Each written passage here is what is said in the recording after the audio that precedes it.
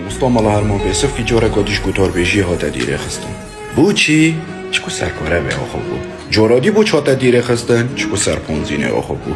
یا بری و سر موچه آخو بو یا بری و سر دختور آخو بو. اوقاف ادوید بو مدرده دیار کردن هر گوتار بیشه که باغوید و دوی به تدرید.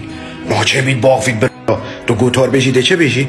قال الله قال الرسول. ناچه بید زیده تو سرچه پاکی باغوید. ناچه بید برا. ناچه برا خیره. باشه هنده جارا و مالا هر ما دیری خست. و گلک مالای دیب نوی مالا هر ما. باشه این بو جاره که مدیری اوقاف بدل ناکن. بو چی این جاره که وزیر اوقاف بدل ناکن. ما بلکه خلطیش بید برا.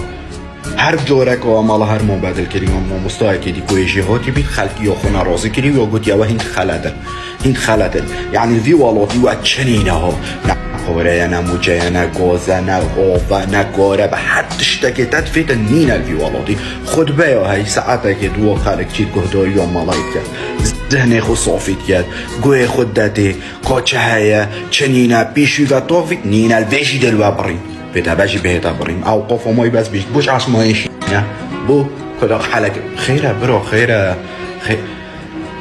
گویا خب دانم جاره که مدیر اوقاف وزیر اوقاف بدل کرد قاعده چه وضعیه بلکه خلطی شو بیده